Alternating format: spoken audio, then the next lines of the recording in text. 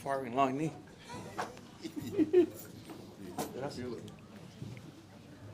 Yeah, well, these fellas come up the front. Yeah. Well, no, tēnā tātou. Hey, there's some seats in the front if you want to win gold medals. Just while you're making your way to the front, you do know that we won 10 gold medals, 5 of them came from the Tairāwhiti. Yeah. So that means if we want to break away from New Zealand, we'll become the most successful country in the world for gold medals per capita. Easily, I think it's 5,000 per medal. So, well done, the Tairāwhiti, tēnā koutou. Hei, tēnā tātou katoa, kua tai mai nei tēnei rā, ki te toka taiau. I toka taiau gau whakatarāwhiti a Poraurengi, tēnā koutou Poraurengi ko tai mai te rānei, ki haui te anora. Ūtunu ki te toka taiau, ka whakawhiti mai ki tēnei taha, ki a rongo whakāte e tūnei, ki a nai tāwhiri, e mihi atu nei ki o koutou, ki a koutou ngāhua o tēnei o ngā taratine. O tireia, ki a mahaki, ki a tāmanuhiri tēnei mātua o te Tairāwhiti, e tuku mihi. Ki o tātou mate huhua o te wā, rātou mā te pukahu o ngā mate. Nō reira haere rā ngā mate, i runga i te au hāro, o tangaroa e papaki mai nei te rāne. Nō reira rātou ki a rātou tātou ko waihotanga iho nei i tēnei rā, tēnā tātou. Tēnā hoki tātou e pupuru nei ki te mauri o te Tairāwhiti, i ki ai o tātou tipuna ko te urunga tapu o te rā, ko tātou kei te tā epe patanga o te rā i tēnei rā, ka mihi kauatuana ki a tātou mai tēnā moka o te whare, ki tēnā moka, huri nei ki eni o ngā kaitiaki o tō tātou tarati i te rā nei, tēnā koutou, kia ora tātou katoa. Would you like me to sing you a song? Parlez-vous français? Tēnā tātou.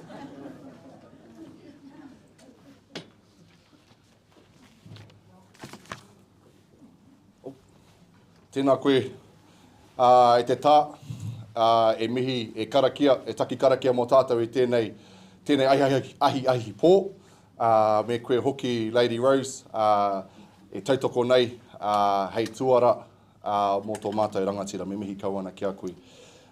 Quick health and safety, whānau, in the case of an emergency, we have an exit over here.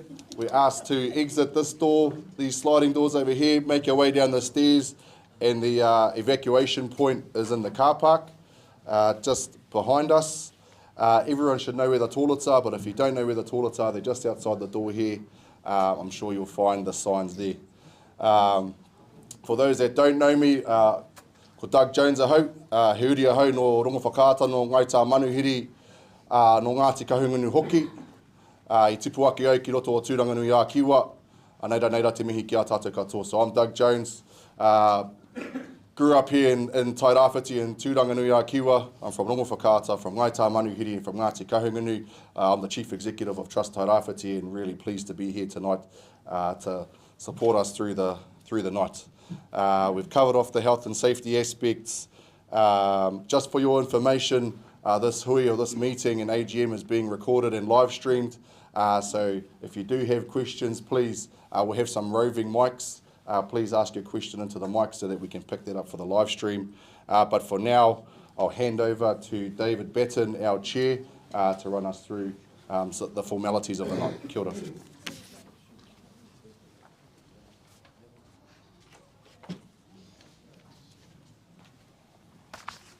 Tēnā tātou, ko te arawa tuaka, ko Tarawera te maunga, ko te awa o te atua te awa. Ko Ngāti rangi tihi te iwi, ko Ngāti tionga te hapu. Ko rangi o ohia te tīpuni whare, ko rākau hiki tare te whare kai, ko rangi o ohia te pā, ko David Batten ahau, ko au te hea mano o Trust Tairāwhiti. Kia ora tātou. For those who don't know me, my name is David Batten. I am the current chairperson for Trust Tairāwhiti. And on behalf of my fellow trustees and everyone here today, we would like to welcome you and thank you for coming along tonight to our annual general meeting. And welcome to the Midway Surf Club. It's a great facility for the community and we're pleased to be able to welcome you here. So before we kick off, I might be a bit different, but I'm actually going to start with some acknowledgements rather than end with some. So I'd like to acknowledge all of our beneficiaries who have received grants either through the Trust who are here today, who couldn't make it. I'd also like to do a bit of a round robin on our table here tonight. So I'd like to thank our trustees. With us tonight we have Ron Aitken and Rahed Stoltz and John, who's not with us, as sitting trustees. We would also like to congratulate Warren Williams, Dr. Warren Williams, who's kia ora, who has recently been reappointed. And we have two new trustees, Dan Dixblake and Nikki Sutherland. Dan has just come on board since July and has had 2 meetings under his belt now, is rapidly getting up to speed. And Nikki had her induction only about an hour and a half ago, 2 hours ago, and her first meeting today. So kia ora to our trustees. Our team over the last 12 months has worked really hard through some challenging thinking and understanding and some exciting and valuable contributions. Can you guys hear me all good? Okay. So I'd also like to introduce Matanuku, Debbie Birch, over here. We've got John Nicol and all from the Eastland Group. And we've also got our CE Andrew Gaddam, at the front here, and Alice Pettigrew. Kia ora. Oh, and Jim Nicol, sorry. And Jim Quinn. Sorry, John Nicol and Jim Quinn. Just stand up and say hello, everyone. Come on. It'll help break my thing. Kia ora. There you go. So I apologise for anyone that I missed out in that. This team here today, in terms of the Eastland Group, represent a huge change in structure in the future of the Trust Tairāwhiti Group, as well as the significant potential for commercial and sustainable growth for the Trust assets. Part of the Trust's unique structure and appointment process has seen several changes to the trustees and the Trust this year. We would like to thank our 2 previous trustees, Wipere Mita and Awinia Kamo, for their mahi and support of the Trust. Both smart and dynamic governors who put the people of Tairāwhiti first. We have seen the appointment of a new CEO at the Trust and an internal review and restructure process for the management and Trust staff. So we really want a round of applause to our team for being able to work through that with each other with professionalism and care. So the purpose of tonight is to reflect on the year that was, cover our high-level plans for the coming year, and to hear from you, our community and beneficiaries. Our AGM will follow a similar meeting process in terms of formalities and presentations, and then we ask to leave some questions till the end so that we can work through that process. So we appreciate you taking the time for coming out tonight, and for those who are live streaming, kia ora, and thanks for tuning in. And now we're just going to work through some of the formalities. Hopefully this works.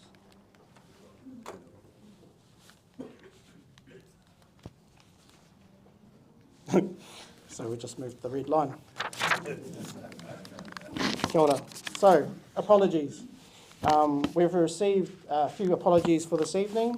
John Clark, Josh Wharehinga, Colin Alder, Kushla Tangaire Manuel, and Debbie Gregory. Are there any other apologies that would like to be noted? Rhonda Tibble. Michael Muir. I hope Mel's taking our minutes on this. You got us? Couple. Leanne Morris. Maria Wynyard. And David Goldsmith. Ka pai tā. Ka pai. So we'll take those apologies as being read and noted. Next. So we need to just confirm the 2023 AGM minutes held at the Waikanai Surf Club on the 10th of August 2023. Those have been circulated, I understand, and they're available at the table at the back. Is anyone here that has had an opportunity to read those and happy to move them? Andrew Gaddam, thank you, moved by Andrew Gaddam.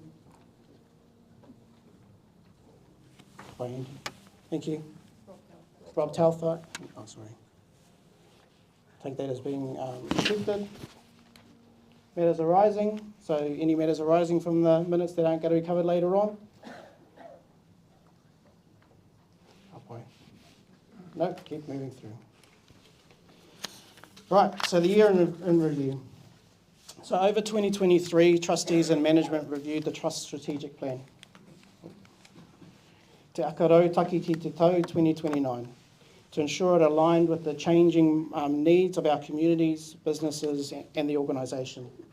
The fundamentals of our strategic framework are enduring and informed by our foundation trust deed along with the wellbeing framework, he rangitapu he tohu ora. And this guides all investment decisions to ensure meaningful impacts for our communities and aligns with the Trust vision for our people, whānau and communities to live the lives we value in the ways that matter to us. Following a comprehensive review, the Trust has adopted new strategic focuses that set our direction for the next 5 years. We intend to achieve these priorities primarily by enabling others through distributions or investing in opportunities that will lead to transformational outcomes for Tairāwhiti. For some activities, we have a delivery role through projects and programs, particularly through the Regional Tourism Organisation and Economic Development Agency. The slides for our new strategic focuses and plan are available in the annual report. So let's talk about the trust deed. The trust deed outlines 2 central objectives: to preserve the capital of the trust and to provide for beneficiaries, the people of Tairāwhiti. Since the trust's inception in 1993, trust equity has grown from 20 million to 556 million. Over that time, the trust has distributed, invested or delivered $158 million to a diverse range of community and economic initiatives and operations. As of the 31st of March 2024, trust assets were near on $1 billion, 978 million, an increase of 59 million on the previous financial year. So this is a bit of a graph that outlines how that profile looks in terms of the trust equity. So the trust distributions, investments and assets are mainly based around and possible through the Eastland Group, which makes up about 76% of the trust's assets. It provides the trust with a dividend stream as well as capital growth. As you'll note with the graph, the trust's portfolio is predominantly invested in assets that are not liquid. Our regional investments include commercial property holdings, the prime wood processing site at Dudston Road, shares in Poromiere honey extraction facility, and our joint venture with Wood Engineering Technology Gisborne. Within that portfolio, we've got the Craig's investment, which has a $40 million reserve as well. So while the trust value or balance sheet seems large, it's important to remember that it's not all cash. This has been a significant consideration for the trust. A large portion of the value is invested in things hard to transfer immediately into cash.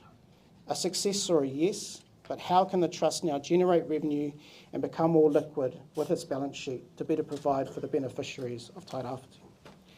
Our role is to continue to grow this portfolio, preserve capital, and ensure the trust is well positioned to continue investments and distributions that will support current and future beneficiaries through to 2073. The Eastland Group. Over the last year, we've been working with the Eastland Group company directors and management on changes to the group and its head office, and the transition to a new operational and governance model or investment company. This process has not been easy. The key purpose of the review and ultimately changing it is to ensure the trust's primary commercial structure is fit for purpose. Following the sale of the network, partial sale of generation, and significant challenges facing the infrastructure investments. So, before we discuss more on these changes, I'd like to invite to the stand Matanuku Mahuika, the Group Director of Eastern Group, to reflect on the last 12 months. Kia ora. Kia ora.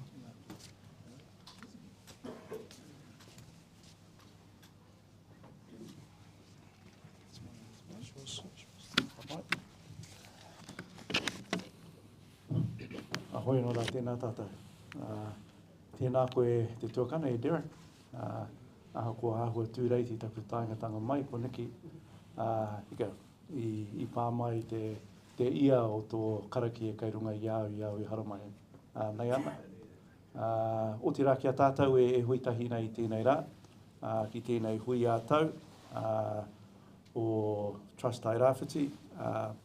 Me te Eastland Group meki. Nā reira kainui ngā mihi atu kia tātou ko haramai. Whakawātea mai te wāhanga te haramai tēnei pō. Ki te whakarongo ki ngā kōrero. E pāna ki i nei I nei rōpū me ki, whai painga mo te Tairāwhiti whānui tonu nā reira tēnei te mihi atu kia tātou. Before I get into the report, this will be my last report as the chair of the Eastland Group.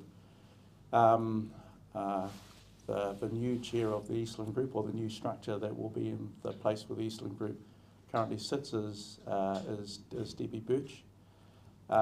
We had a bit of a discussion, and seeing as I was the chair during the relevant period, Debbie thought that it was more appropriate for me to do this presentation.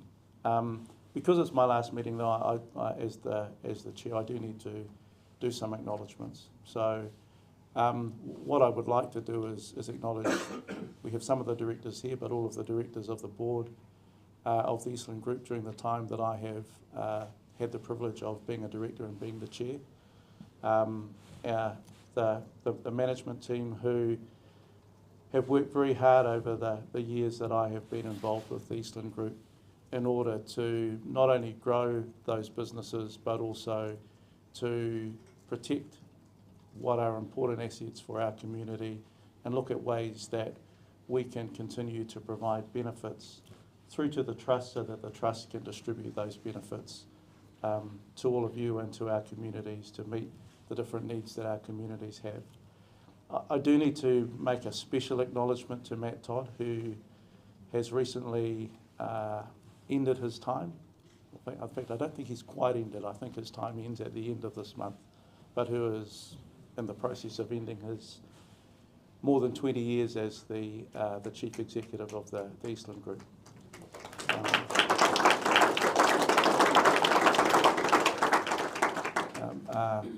Thank you. Matt isn't here, but if you think about the journey the Eastland Group has been on, it had less than $100 million worth of assets at the time that he took over as the chief executive. It grew to $810 million as the total number of assets that we report in our balance sheet in the financial statements that you have before you. And during that time, it's distributed a couple of $100 million in cash dividends to the trust, but it's also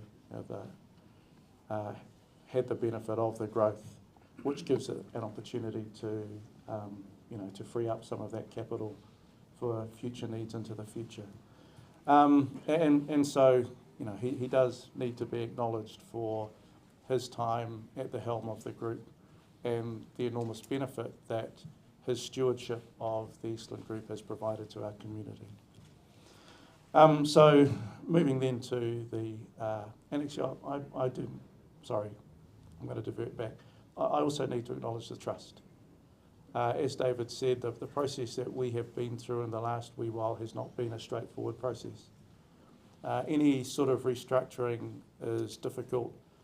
It puts a lot of pressure on people as you're trying to work out a way that you can navigate the various challenges that a restructuring process creates.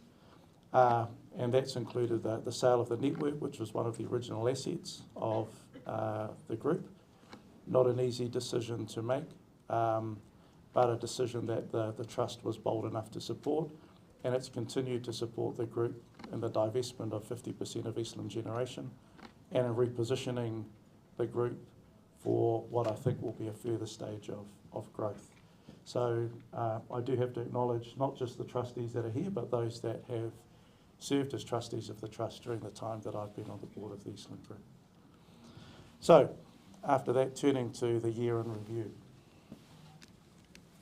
It's always a bit tricky when the slides you're talking to are behind you while you're talking to them. But so the underlying roots show some green shoots. You'll recall that last year was a very challenging year, coming off the back of 2 years of COVID restrictions and also going into a series of quite bad weather events which culminated in Cyclone Gabriel. Although Cyclone Gabriel happened in February, actually it was the last of what had been a number of weather events that affected all of that calendar year.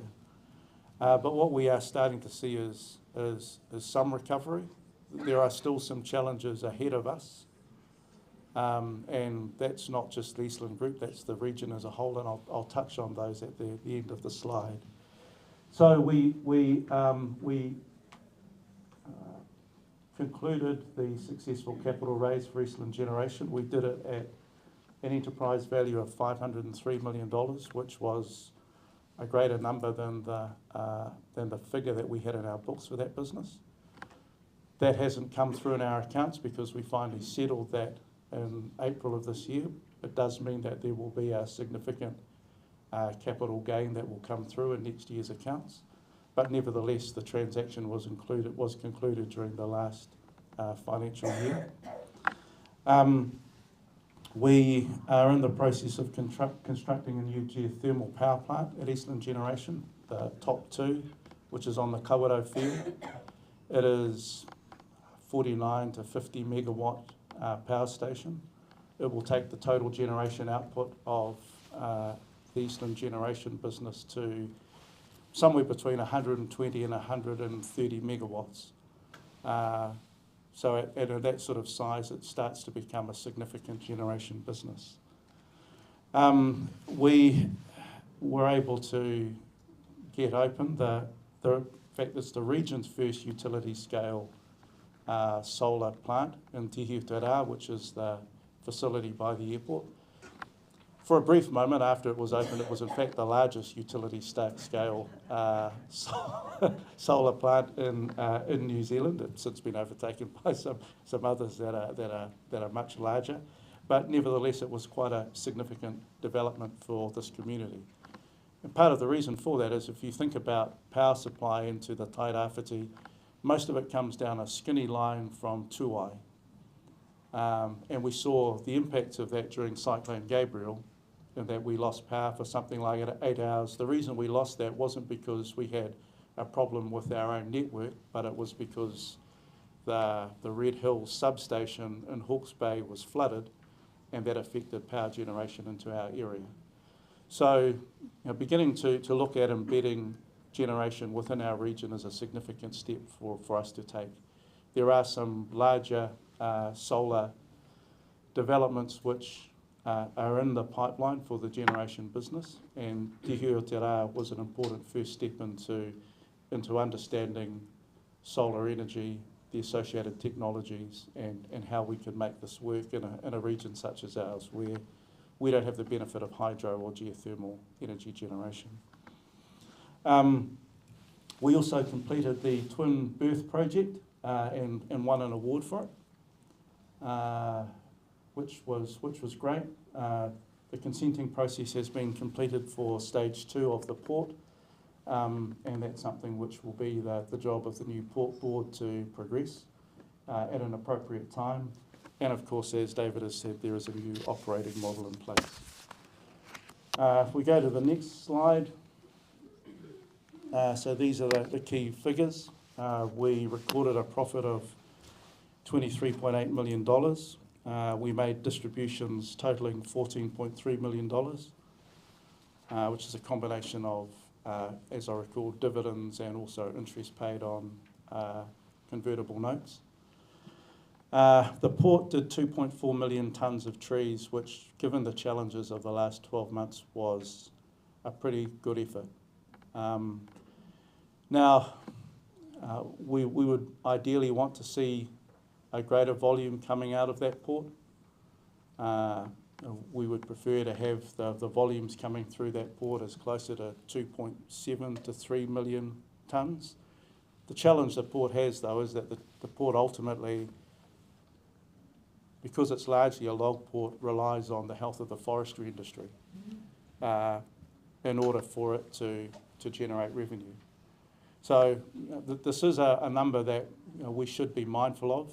I'm not sure where the port will end up in the next financial year, but because I know there's a lot of debate around forestry, but if you think about the significance of forestry as an economic activity in this area, if you see a number of 2.4 million tonnes going through that port, that's something that we should be paying attention to, because it is an indication that there has been a slowdown in that activity, and that will inevitably flow through to other parts of the community.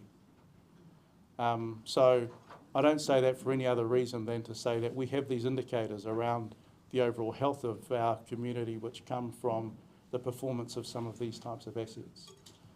And so just think about the difference between 2.4 and 2.7 million tonnes. What's that? Somewhere between 10 and 15%. Gets up around 20 and 30%, the difference between 2.4 and 3 million. We had in fact modelled from the port that we would be doing, and we have worked on the port so it can handle more than 3 million tonnes of logs a year, because we know that that's the volume of trees that sit on the hillsides in Tairāwhiti and that are ready to harvest at this time. So the fact that those trees are not being harvested means, first of all, they're still in the ground somewhere, continuing to grow. But it also means that people are not getting out there and harvesting, and that's something that will flow through to our community. I know this is diverting slightly, but these are things that as a community, when we're talking about the performance of these assets, we should be thinking about, because the port is a hub and it is dependent on economic activity occurring around the rest of the community in order for it to be operating and for it to be generating income. We did get a record number of passengers through the airport, which was good for the airport and probably fabulous for Air New Zealand, given how much they charge us. And we're able to generate 475.4 gigawatt hours of electricity. In terms of Eastland Generation, we concluded the partnership with Obayashi. That is up and running. We have Yukio-san, who is sitting down the back, from Obayashi, who has come to the annual general meeting today. So we're very glad to have you here, and welcome to our region and to this AGM of ours. I know it's not your first time here, but it's appropriate that I acknowledge you. This company has its own management structure and its own board now as part of the restructure of the group. So Alice is the chief executive of the generation business. The top two project, as I've said, is well underway. It will be commissioned next year, and we will start seeing the benefit of that station come through into the financial reports, not in the financial year that we're in, but in the 25-26 financial year. As I've said, we completed Te Hio Te Rā, and there are other solar projects in the region that we are looking at, one at Tolaga Bay and one in Wairoa, with a total output of about 35 megawatts. So not insignificant solar projects, and bigger than Te Hio Te Rā. In terms of Eastland Port, the Wharf 7 rebuild was successfully completed. It was done in time and on budget, which is a testament to the good work of Andrew and his team.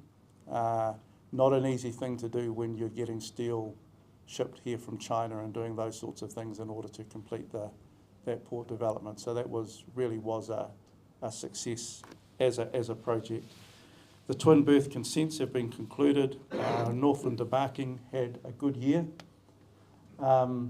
We had a good 23-24 cruise season, and that now has its own board and management team with Andrew as the chief executive, and some planning to do as it works through the challenges that our region is currently facing. And finally, just an indication of what Eastland Group has done, and this is really harking back to my earlier acknowledgement of Matt and his effort and the effort of his team over the last 21 years. So we've seen equity growth of $342 million from $49 million to, I think, $390 odd million. We've seen $226 million of distributions during that time. And if you combine the growth in the shareholder equity and the distributions, you get a total return to the shareholder of $568 million over that 21-year period. and that represents a compound growth rate of 12.83%, which you would struggle to find in most other businesses. So I'm going to leave it on that note. Thank you very much, as always, for your attention. Tēnā tātou.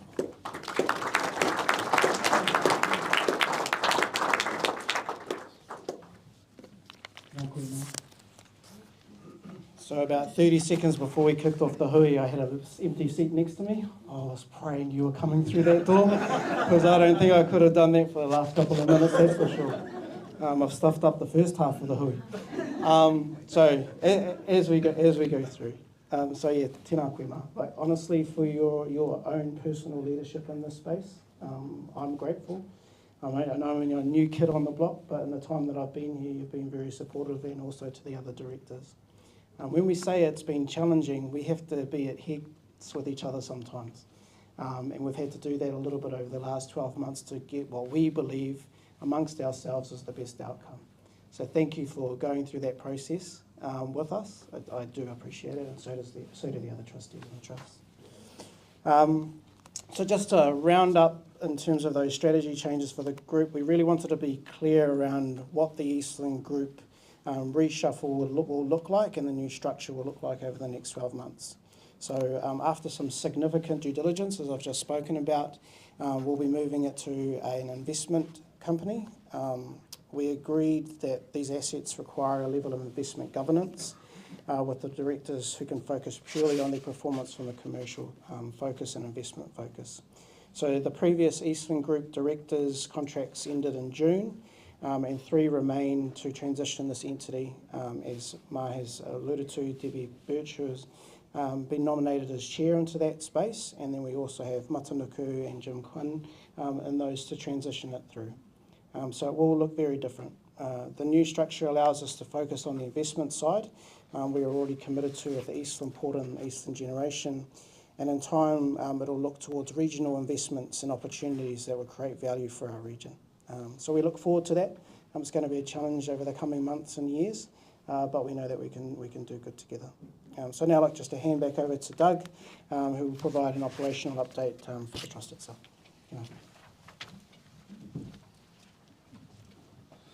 Tēnā koe, David.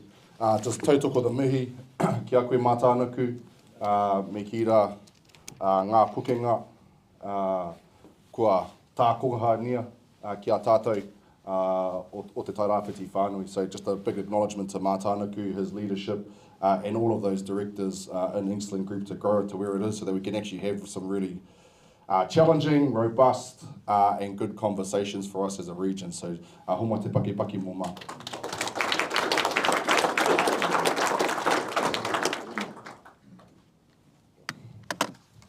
I've been told a little bit, quite a lot lately, that, man, Trust Tairāwhiti is pretty complicated, eh? And as an incoming chief executive, it was hard for me to, it was a challenge for me to work out where did all the pieces fit. Interestingly, our trustees that have just been appointed have been saying similar things. So I try to depict it in a way that makes sense, at least from my point of view. Very similar to a post-settlement governance entity, we have your umbrella trust above, and that's this table here. You have your Eastland Network Charitable Trust, which is our charitable entity, and most of our community development happens through that space. And in terms of the way that we work, that's how we enable you to do the mahi that you do out in the community. We have our the way that we deliver our work through the Economic Development Agency and the Regional Tourism Organisation. And part of that is around regional investments, and you've heard about some of those earlier on, but that's where the trust invests its own money into some regional investment opportunities to support our own economy. And lastly, on the right-hand side is what we've just heard from Mātānaku and Eastland Group. That is really our hard commercial arm. They're the ones who help develop and grow the balance sheet so that we can invest in ourselves, but invest in the growth of the business and of the organisation. And so you'll see on the right-hand side, that sort of pale grey is how we do our investments. So there's 3 key buckets. One is around enabling people through grant distributions. Another is through the delivery that we do, whether it's supporting you through regional business partner network or some of our tourism organisations and the eyesight, and that's how we do the day-to-day. And then on the right-hand side is how we support and work with Eastland Group and work with the port and work with Eastland Generation to grow the balance sheet in order for us to continue to preserve what we already have and what we've inherited, so that we can all live and support each other through the mahi that we do. So hopefully that simplifies it a little bit around what we do. At least it's helped me in the last couple of days to try and put it all down, get what's in my head out there, and hopefully it makes sense to you all. But I suppose just a little introduction. So I started at the Trust in December, was really privileged to be the Chief Executive of Ngai Tā Manuhiri, or Tā Manuhiri Tutu Poroporo Trust, for 3.5 years, and got to work with many of you in the room. And so in that role, got to partner and re-engage, I suppose, with the community after being away for nearly 20 years. In December, David was appointed as the chairman, and the organisation started implementing the strategic plan, Te Aka Rautaki ki te tau 2029. But like every business and every SME that's going through challenges in Te Tairāwhiti and actually across New Zealand, we have to look at ourselves and look at whether we're fit for purpose, look at our core role as a trust, which is to preserve our capital for future generations, but also provide for our beneficiaries. So there's two key purposes in our trust. I've talked about the 3 ways that we try to deliver this, but ultimately we've gone through an internal reshuffle, restructure across the organisation, and we've had to identify the right capability, the right capacity and the right resources in these different areas. We've also looked at setting really strong KPIs for the organisation, and I'll talk to that a little bit later on, but ultimately we're still embedding those changes, but I've been proud at how the teams, and I'm talking about my operational team, have taken to task the challenges that we have, and how we actually can build a team. And so we're building our team as Trust Tairāwhiti so that we can deliver the results for you all. But I'll summarise a few of those highlights from the year gone by. In terms of economic development, before getting into some of the work that we did, I think we need to acknowledge that we do have a challenging economic climate right now. The region finds itself in really tough times, but I suppose taking comfort, we're experiencing same challenges or similar challenges that everybody across the country is as well. Battery's low. Cost of the batteries are gone.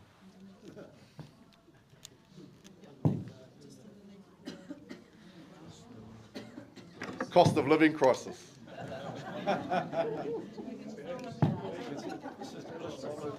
Just illustrating that point. You can hear me? All right, we'll carry on until they sort it out for the live stream, so apologies. But everyone's experiencing a cost of living crisis. Everyone's experiencing strong inflation, high interest rates, a struggling hospitality sector. It's not just here, it's everywhere. Housing, which we know, and visitor accommodation, but also infrastructure. Those are similar themes across the whole country. So Tairāwhiti is not immune, particularly with our primary industries, facing headwinds in most sectors, but particularly forestry, and Mātānuku talked about the impacts it's having on the port and ultimately what it's having on us at a Trust Tairāwhiti level. But just to give you a little bit of context, we've done a little bit of work, particularly around the local GDP. 20% of our GDP is made up of the primary sector. Nearly 10% is in the forestry sector. When it comes to workforce, that's nearly 25% of our working population is in the forestry sector. So it shows that we have quite a significant reliance on that particular industry.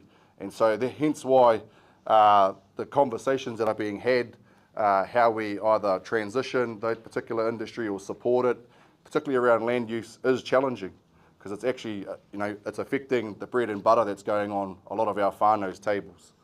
So we need to have that context as we move through some of the conversations that we have.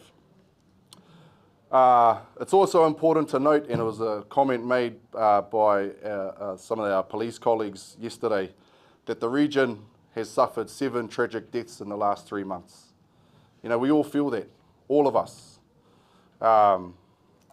So not only is there economic headwinds that we're struggling from an economic point of view, actually it's tough from a personal point of view, and many of you have been involved in some of those emergency responses, and so just a big mihi to you, and just acknowledging that, because if you don't acknowledge it, we can't start that healing process as a community. So just wanted to acknowledge that.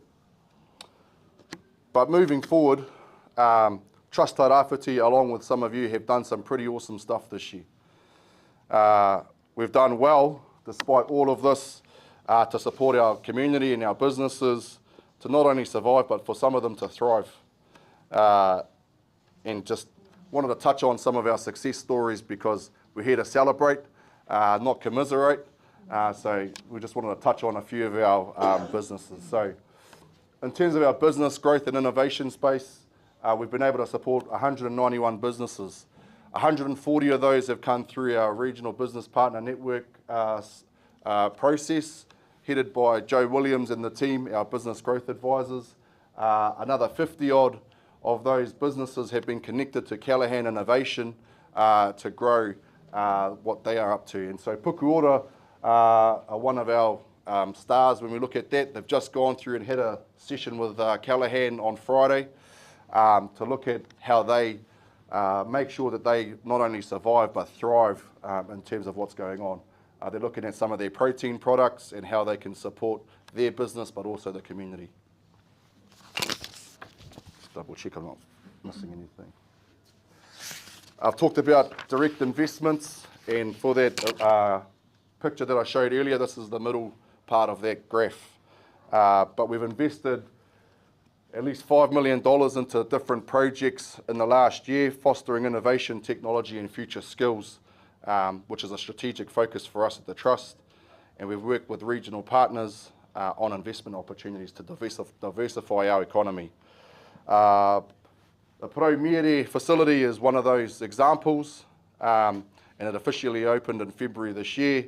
It's a result of a partnership between Ngāti Growth, Trust Tairāwhiti and Whetū Mataro B45B up in Tairāwhiti. Just a big mihi to Tairāwhiti, Selwyn. I know he's part of that particular trust and supporting that kaupapa. But the aim of that was around sustainably developing the mānuka industry and providing greater economic returns for beekeepers, whānau, iwi and hapu across the rohe. The Trust invested $550,000 for a 20% shareholding. We're back. Sorry for those that are on the live stream, it's about 3 probably. Ka pai. Kia ora to you fellas. In terms of economic development around regional tourism, we are the regional tourism organisation. The Trust is focused on developing Tairāwhiti as a tourist destination through supporting local product development and showcasing our unique attractions and marketing the region to the world. A big part of that is about our cultural products and our cultural narratives that make Tairāwhiti who we are. Part of this is around developing and completing the Tairāwhiti Destination Management Plan. This was developed and led by Holly Hatzi-Lampro, who's our Manager of Tourism. But the plan uses a holistic framework to consider economic, social, cultural and environmental risks and opportunities. We reviewed our DMP, or Destination Management Plan, after Cyclone Gabriel and updated it to reflect some of the region's new challenges and opportunities with actions to deliver the plan. We also have a destination advisory group with representatives from council, the port, local industry and iwi to work together on the plan.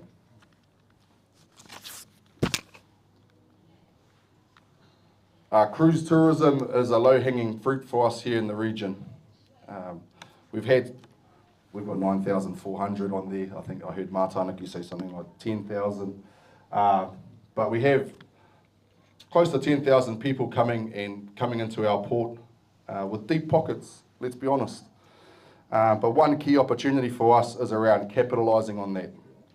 Over the last season, we've had 9,400 passengers on 20 ships that called into our port. Since the port's Wharf 7 was rebuilt, 7 of those ships were able to berth alongside the port, and now we're working on a cruise strategy with plans to maximise this tourism opportunity. For example, some of the product development that we're doing are working with some of our local hapu on cultural products that are targeting our international visitors who will experience and remember and spread the word about Te Tairāwhiti.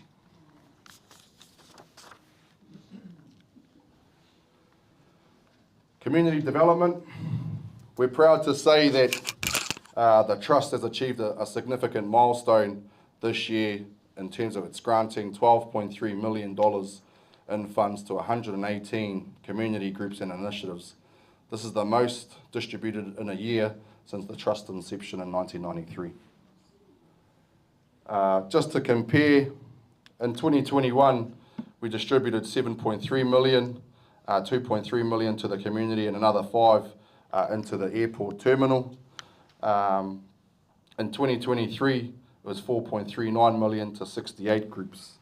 So we've more than doubled that in the last 12 months. And I think at a time when the community needed that support, the Trust was in a really good position because of the work that's happened in the last few years to be able to support the community in doing that. And many of you as beneficiaries have had the benefit of that. We'll go through a couple of examples. Ngata Memorial College, they received freshly refurbished netball courts, which provide a versatile all-weather space for them to do their sports, art and cultural activities in Ruatoria. This benefits not only the students of the college, but also the broader Ngāti Porou, Iwi and Hapori. The Trust granted $164,000 to help with upgrades, which allowed for the installation of the AstroTurf and 6 reversible netball and basketball hoops to improve the facilities. The school's principal, Peter, got a bit of a quote there, but he says, having a top-class facility in the centre of the coast is powerful for students' mana and how they view themselves and their community. From what I've heard and what I've seen, being up there, it's being well used by many, and we're really pleased to have been able to back this particular facility.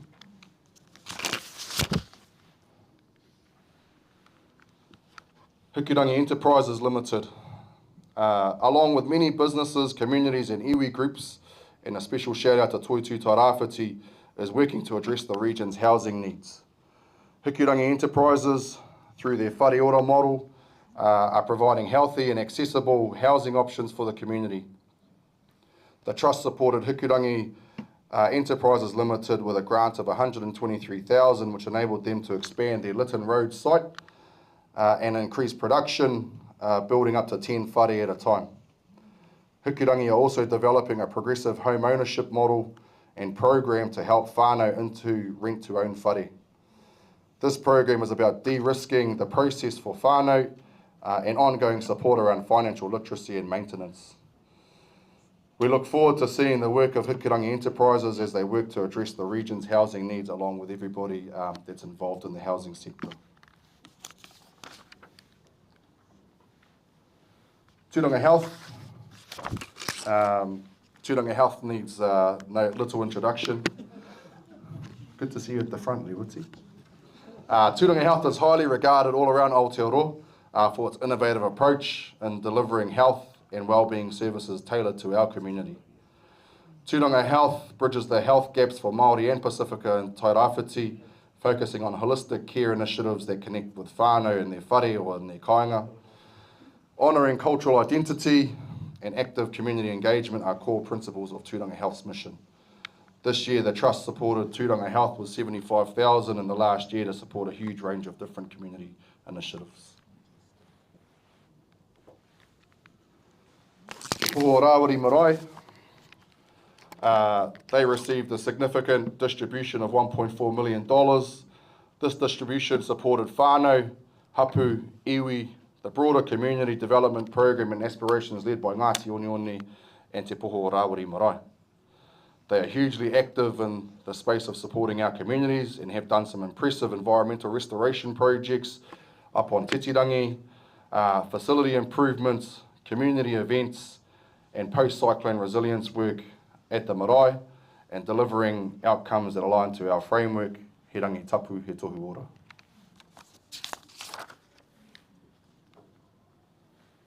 And lastly, many of you have participated in our Tairāwhiti Wellbeing Survey. We conducted the second annual survey in the year gone by, and it's designed to get better understanding of the wellbeing and needs of our community in our rohe. This data is compared against he rangi tapu, he tohu ora, the Trust Wellbeing Framework, and used to inform investment decisions. Last year's survey resulted in 833 responses from across the district. I think we actually got over 1,000, but some of you guys didn't push complete. So make sure you push complete next time. But the survey highlights concerns about our taio and the state of our economy and housing affordability. But on the upside, people reported a strong sense of community, social support in times of need, and te reo proficiency here is significantly higher than the national average.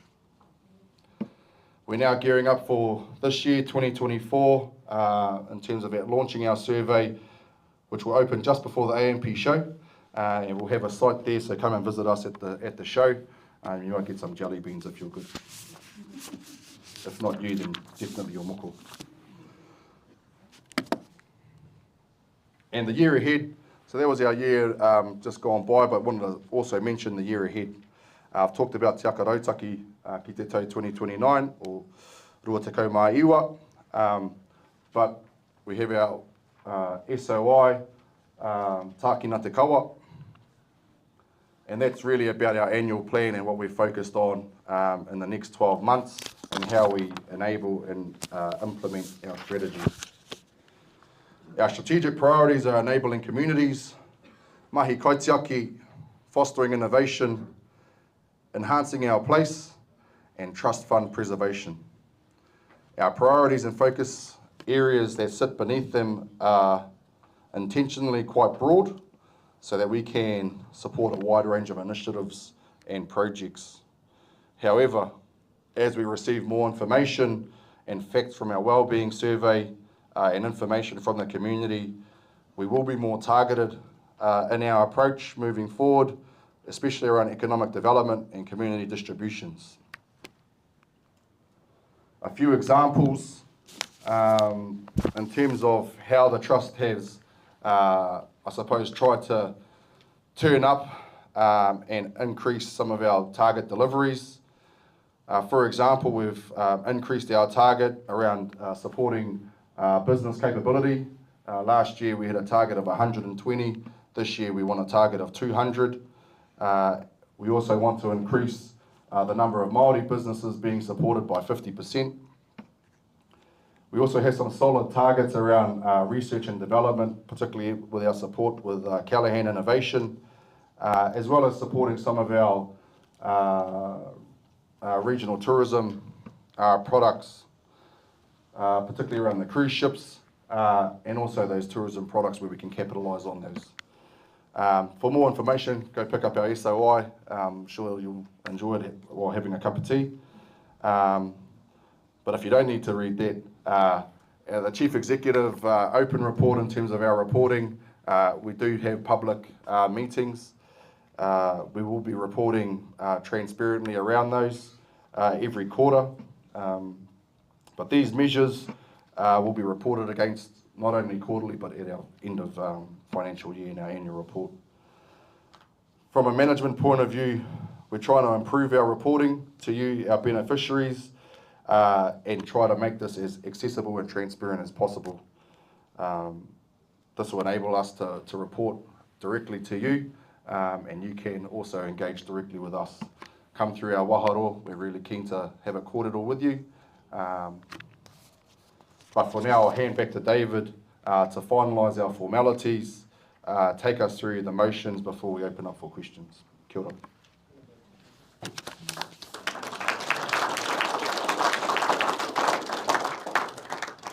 Kia ora, Doug.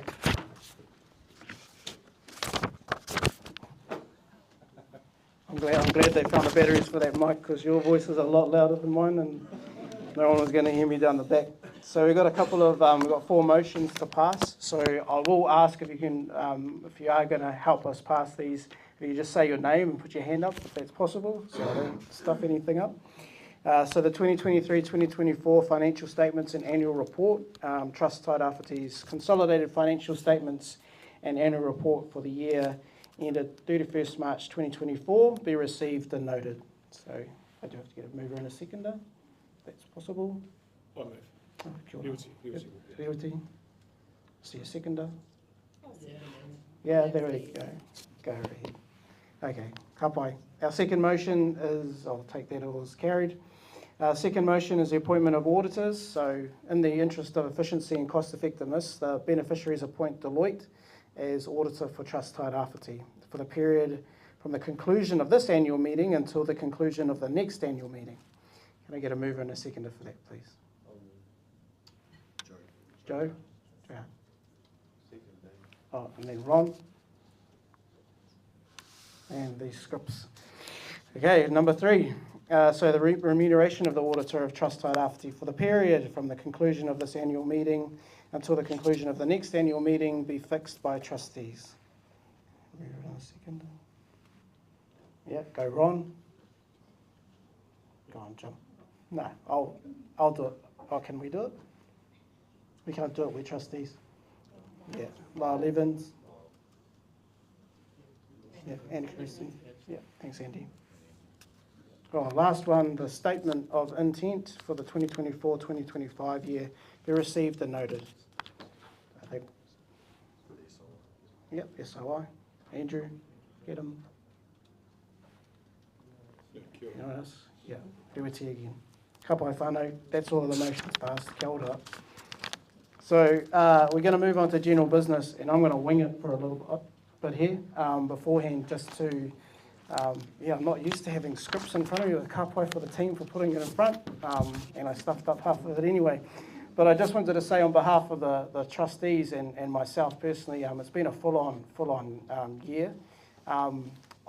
Coming into this, and it's not about me, but coming into this, understanding what the trust is all about was a bit of a challenge. And once you get inside the tent, you learn very quickly the big, heavy decisions that you have to make and that you have to be a part of. So part of that team, what I've found outstanding is that there are people that just show up, and there's people that show up. And our team show up no matter whether you're a trustee or you're down inside the kaimahi doing all the work itself. So it's been impressive, and I'm grateful for that. And I also want to just invite you, and the Doug and the team will probably say no, but remember that we have a public session every meeting. And it is available for you to come and actually kōrero with us. Not too long, but long enough to actually have that connection. And we miss it, and we want it, and we're encouraging you to come along and do that. So from our trustees, kia ora, thank you for all of your participation in what we're doing, and I hope you're reflective of what we do, and we do a good job for you. So I'm going to hand back over to Doug. Kia ora. Ka pai. So that ends the formalities, but we're happy to take questions around anything that's been presented tonight. Ka pai. Kia ora, amohare.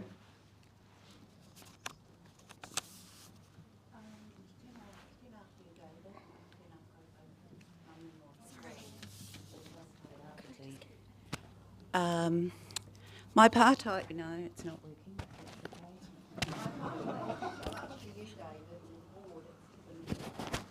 And basically, we're given that over 54% of the population in Tairāwhiti is Māori. That's reflected on the board. And I'm mindful of the recent departure of 2 of the Māori. So my question is to the Gisborne District Council in terms of their was meeting local board members and our Brown board members. Secondly, I just want to acknowledge the 12.5 million distribution, but I did my own analysis, and actually less than 6% have gone to that same being Māori population. Less than 6% of the 12.5 million distribution has gone to Māori, Iwi Māori. And actually, it's even more primitive than that, given that 1/3 of the amount that was distributed to Iwi Māori organisations went to one organisation. So, again, we're looking for equity and the resourcing. My third question is really around energy. It's probably too much. But it should be even here. And that's given the increasing numbers of people in our community that are contending with and growing in numbers of people of poverty, energy poverty. The price of power. I mean, we just recently saw a news item where John Harvard, representing businesses across Aotearoa, said that power had risen 600%, the price of power has risen 600% since 2021. And the families in this area are feeling that as well as the businesses in this area. So how is all the sale of our shares and equity in our power generating assets impacting, or in terms of helping the households in Tairāwhiti? Because it's not clear there's a plan about how those profits are actually being reinvested to offset the costs to Tairāwhiti. Those are my three questions.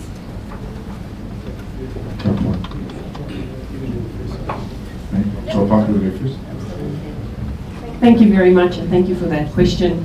At the Gisborne District Council, we have a very robust process where you would be well aware that in the last year, 2 of our Māori trustees have departed. Some were in cycle, some were out cycle, so that affected how we look around the table.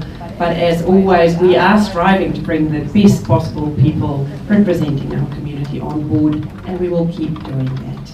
Thank you.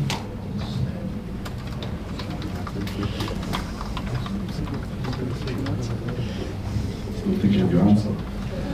I think in terms of the question, particularly around equity, I'd have to have a look at, in terms of our distributions this year, around that. But if 12 million was distributed and 1.4 was given to Te Tairāwhiti alone, that's over 10%. So that's not to argue. I think that's the point here, though, is a good one in terms of the historic distributions of the trust. It's low when we look at iwi Māori. It's something that has been identified internally for us as staff, and we look at, that's why I say around a targeted approach around distributions. That is a consideration for us at an operational level around how do we better do that. So it is a work on for us, Amo. I think we can't hide from the facts of previous trusts, but all we can do is try to move forward around what do we do to support our whānau moving forward. So that's in terms of that second question. I'll hand over to you around General third one. The third one is tricky to answer in the sense that I agree with you about the high wholesale price and the increase that you've seen in electricity pricing over the last few years. And some of that is, the reason for it is systemic in the sense that the way that electricity is priced is that it's all based on supply and demand. And so we have a situation at the moment where there is insufficient supplies going in the network, and that's driving up prices. So there's an underlying question that I think as a society we need to be asking about whether we're happy to have our electricity prices set in that manner, because that's what drives it.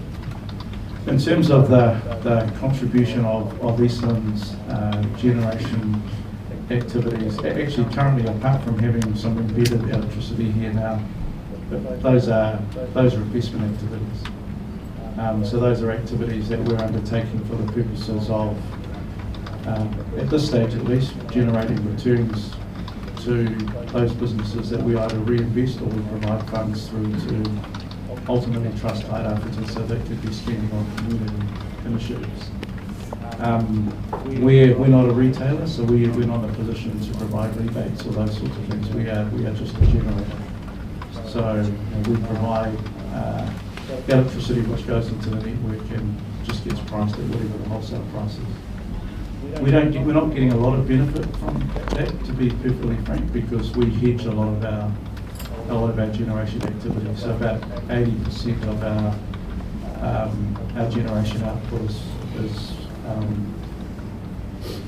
has been sort of forward sold, if you like, in order to give us price certainty. So we get some benefit from the high wholesale price, but we take a hit on our hedges as a consequence of that. So it largely evens out in terms of the benefit that those generation businesses get from that price. I suspect that if you were a Contact or a Mercury where you're vertically integrated, where you've also got a retail book, you'll be doing quite well at the moment through those high electricity prices. But the solar projects that we have are really about energy resilience, and I do think that there is a piece of work to be done around how you ultimately service more remote communities in this region from an electricity point of view. It was something that we have looked at in the past, and it is still something that is worth looking at because of the nature of our electricity network. And we have some places like, you go to West Cape, which is a long way from Tuai, along a really skinny network where electricity resilience is an issue. And I think that's really how we've thought about the generation, as opposed to thinking about it as pricing, because we're very much a price taker based on the way the wholesale market works.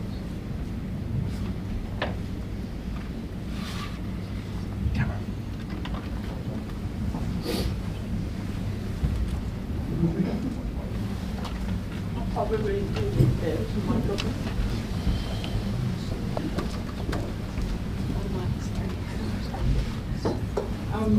I noticed that you have given $128,000 to Brisbane District Council, and I just want to pose a theoretical question. Is it possible for Trust Tairāwhiti to cash out some of its assets, 250 million or so, perhaps, and pay back the debt of Brisbane District Council? And I have some explanation for that. It will reduce the interest rate we are paying. It is very equitable because most people here are ratepayers, so we don't have to pay 10 million, 7 million, whatever it is a year, just for interest rate. And it's equitable in the sense that everybody benefits, and it will go some way toward the healing due to Trust Tairāwhiti selling our Eastland network. So if that money, 250 million of it, maybe half of the assets may be less to be sold and put toward paying Brisbane District Council debt. I'm just putting it as a proposal to distribute that, and that goes to everyone in Brisbane. And it helps everyone, not just particular businesses, but that lady was telling about energy poverty, so reducing rate.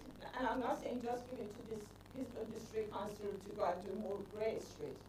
I'm asking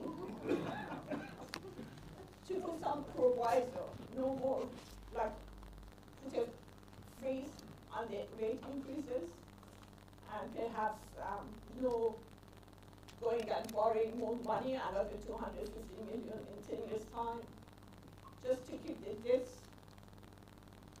maybe even keep reducing it and put the freeze on the rate. I'm just putting this, I'm not asking you to do it tonight, I'm just asking. I hope not. Is that a possibility? Okay.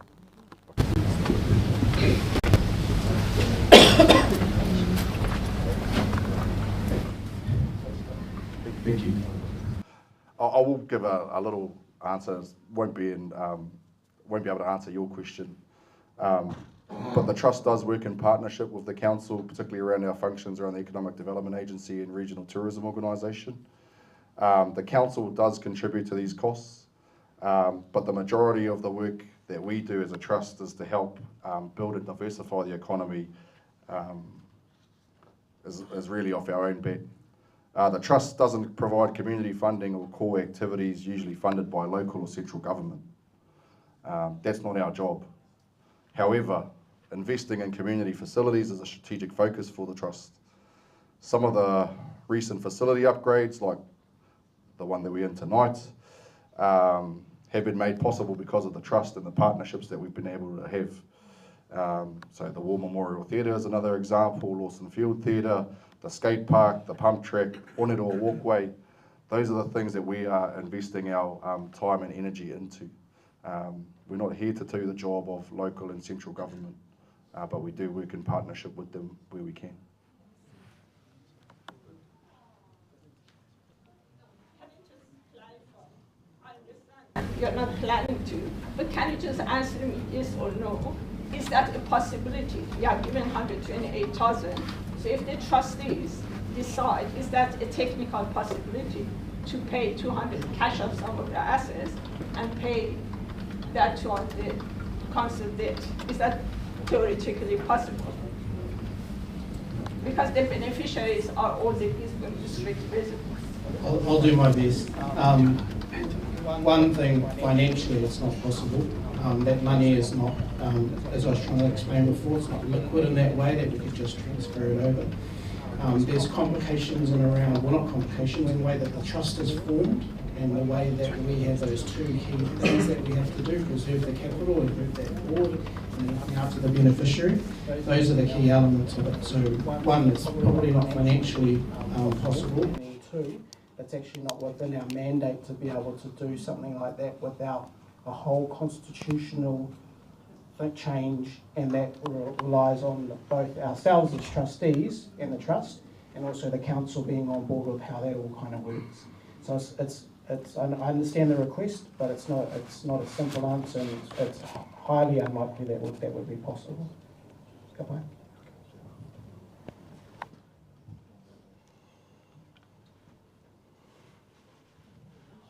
Jeremy Muir. The Trust committed a few years ago to distributing 100 million over 5 years. Is that something so that would entail quite a big ramping up of distributions over the next year or two? So is that something that you're still committed to, and we'll be seeing a lot more distributions in the next year or two?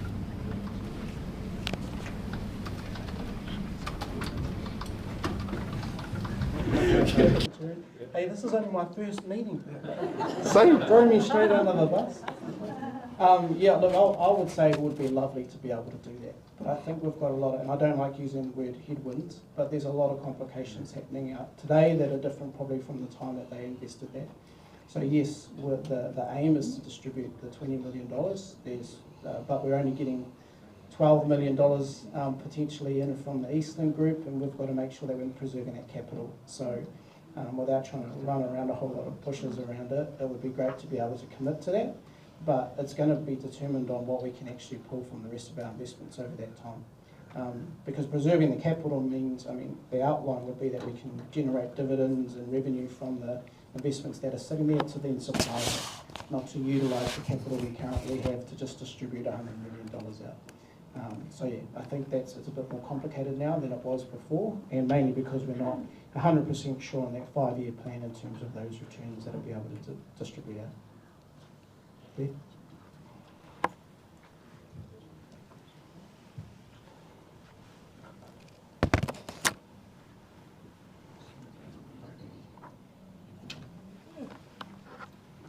I did write to the trustees to tell them to get answers on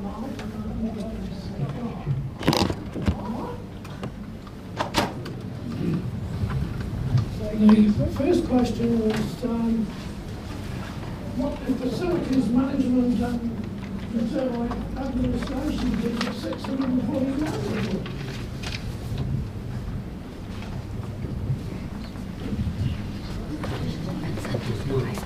Those are in the project management and facilities fees. So that's from memory. So that's the commitment we made to the facility strategy, and that's around supporting the project management costs, particularly around Victoria Hub and some of the facilities like that. So that's what those costs relate to.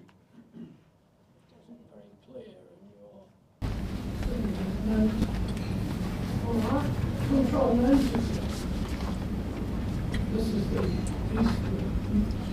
charitable trust. Now, you may have bought the 40 million.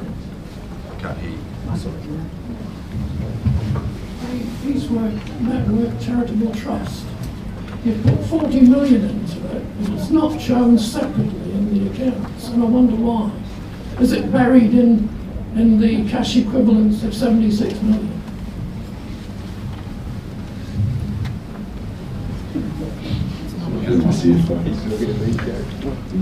Try and 5 minutes.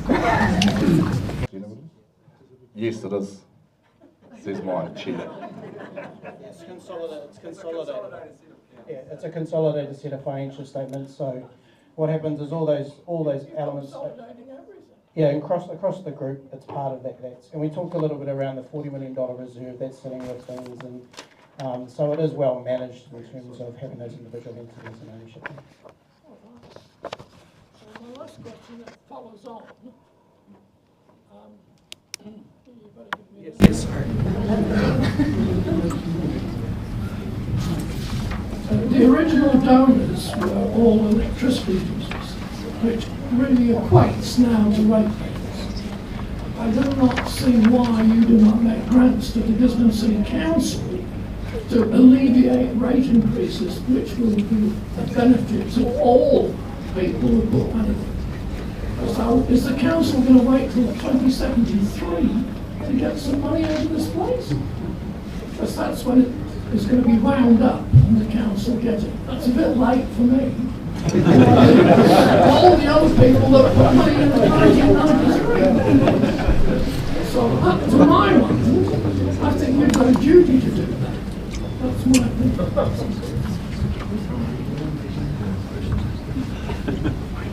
Thank you for your views. Hey, I think the 2073 sunset clause was put in that, everyone agreed in 1990s around that sunset clause. No, that's trust legislation. Yeah, that's right. It's legislated. So to change legislation is a pretty significant thing. But you can close it earlier. You have the option. Thank you.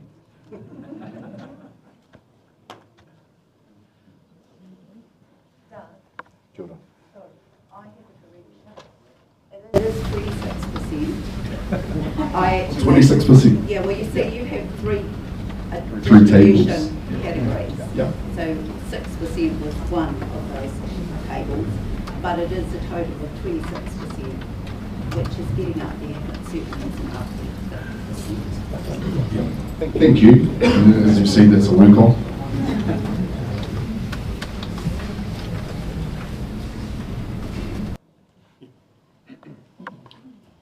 Kia ora tātou. Mihi mā koutou, ngā whānau whānau. Hey, look, just a couple of comments from me.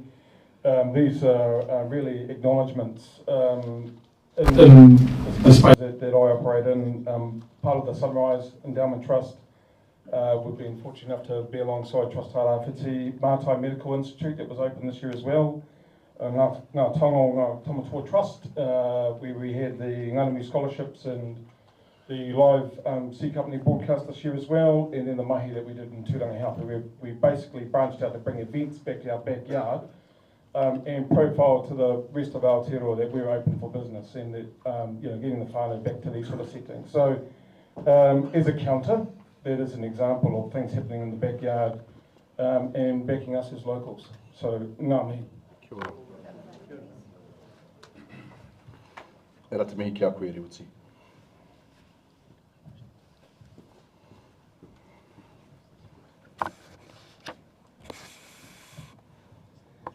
Yeah, I've got a question, but a thank you. I'm Jared Egg, I'm here on behalf of Gisborne Speedway Club. We've got a reasonably significant grant from the Trust. We spent their money locally, bought some new toilet block made by Permacrete, and my committee's asked me to come along and say thank you. It means that our facility can attract large national events to the district, and it's available for others to use as well. So, thank you.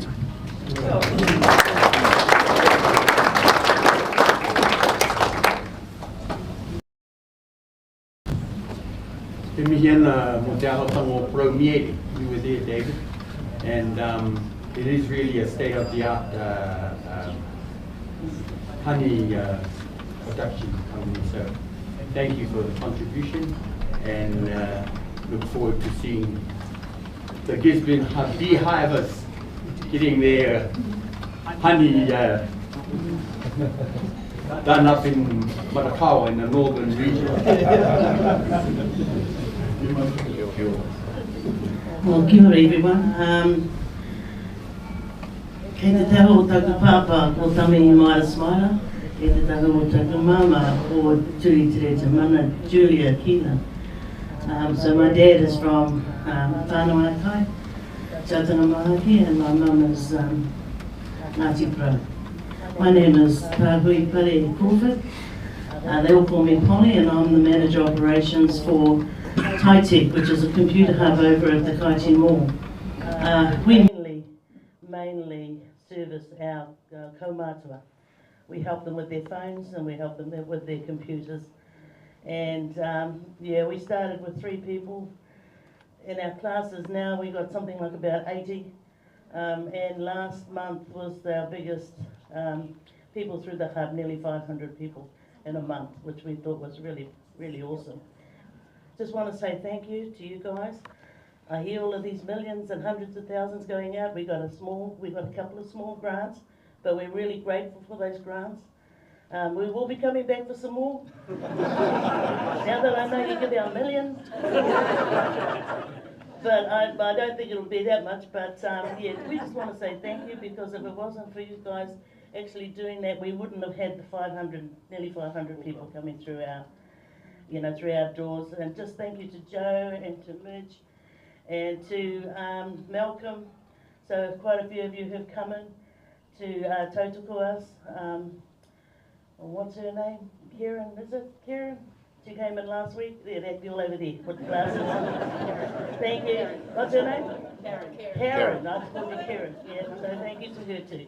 Anyway, I just want to say a big thank you for the work that you do and the help that you give us.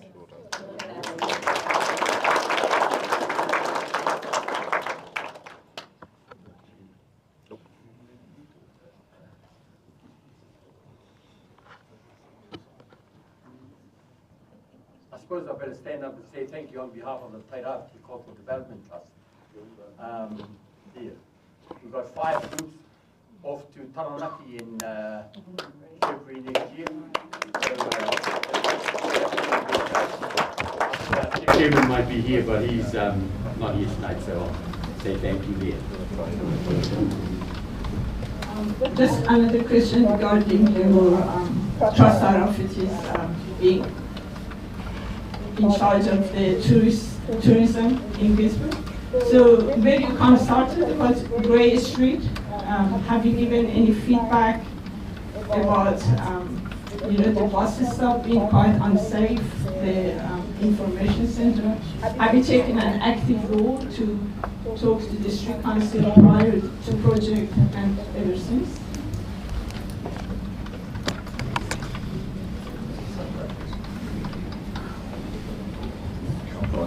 Yes, we were involved in some of the pre-conversations around Street, but we are working with council because of, particularly around the buses.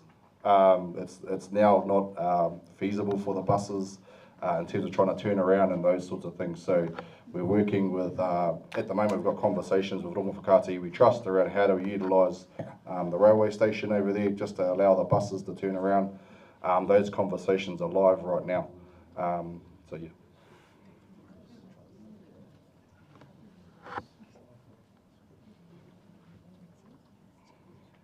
Paddy. Yeah, just on behalf of the Rescue Helicopter Trust, can I thank you very much. Can I just, most of us in here live in Gisborne. So if we get Crook, the hospital's not that far away, but I just want you to a minute to think about somebody, say in Hicks Bay, who gets Crook. And there's a long road to get down to Gisborne, could be 3 hours drive, the road's not that good. And on top of that, they're probably a beneficiary and struggle to put petrol in their car. And so the rescue helicopter, from a parochial, selfish point of view, from my point of view, is a vital asset for the district. And the number of the tiers that we have when we arrive in places like Hicks Bay to bring them down. Now, quite simply, there would not be a rescue helicopter in Gisborne if it wasn't for the support of Trust Tairāwhiti. We were supported in the early days by the Lion Foundation. They left because they didn't have enough pokies in the district to generate the money, and we went along and we got support from the Trust Tairāwhiti. And without that, there would not be a helicopter, but more than that, it gives us the comfort to be able to carry on. So I just want to give you a big thank you very much. But I also want to acknowledge too, there are a number of doubters in the community. I just want to acknowledge the work that the trustees have done. I've been around long enough I went along and argued when the trust was set up. And one of the great benefits that we've got is that we are a community trust, not a consumer trust. There's a subtle difference there. But I know when I move around the country that we are the envy of a lot of other districts by the way that the Trust Tairāwhiti has stuck around, and the figures that David and Ma produced earlier are testament to the work that's been done. And we are just so lucky to have it. If you work in the charitable section in Gisborne, there isn't a lot of people to go to get money from, and Trust Tairāwhiti does really good. So I'm an unashamed supporter of the Trust, not because it supports the helicopter, but because it supports the whole community and gives the impetus to get on with these things. So from my point of view, well done. I think you're doing a good job, and stick with it.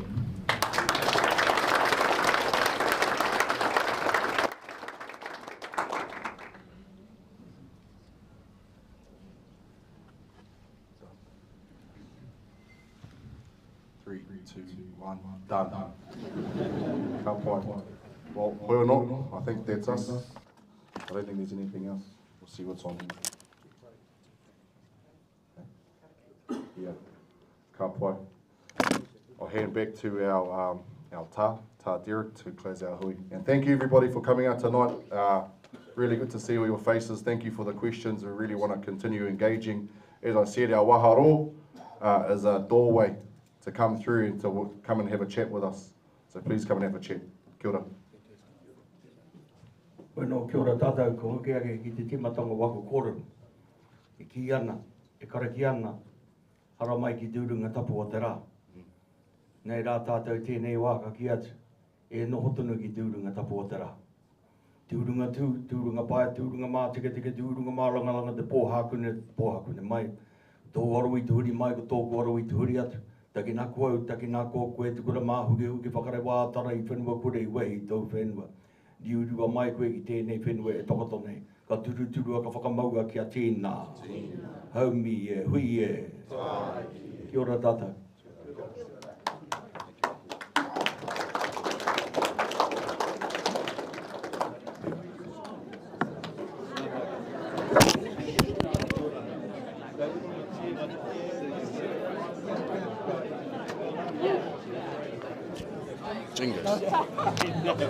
Did you see the first thing I said when I stood up was,